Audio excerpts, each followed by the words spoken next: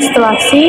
Menstruasi adalah meluruhnya selaput dinding endometrium, di mana keluarnya darah, cairan jaringan, dan sel-sel epitel penyusun dinding rahim, di mana penyebab dari menstruasi adalah karena tidak dibuahi oleh sel sperma.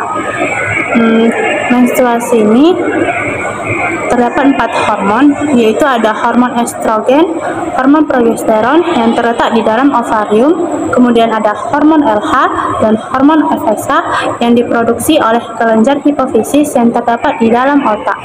Siklus menstruasi terbagi menjadi 4 bagian, yaitu ada praovulasi, ada ovulasi, ada pasca menstruasi, dan ada menstruasi.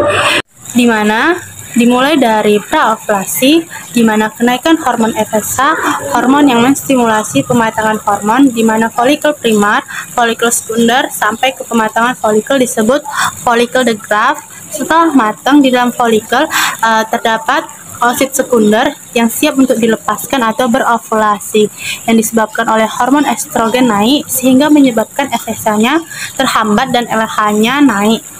Dan saat terjadi ovulasi, dinding rahim menebal. Setelah oosit sekunder keluar, maka akan menuju ke tuba Fallopi untuk melakukan fertilisasi atau menunggu sel sperma datang.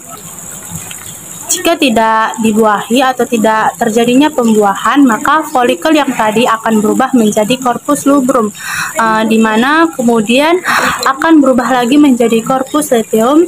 Di corpus luteum ini banyak mengandung darah dan bisa disebut sebagai badan kuning.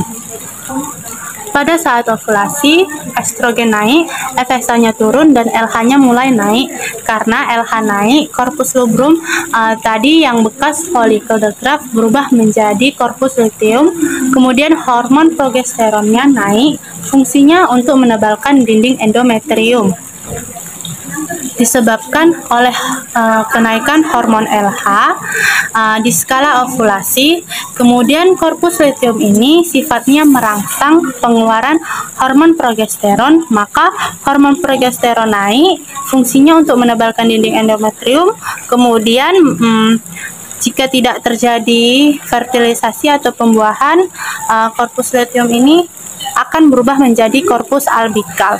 Corpus albikal ini sifatnya merangsang hormon estrogen dan progesteron sehingga menjadi atau menyebabkan mens atau menstruasi.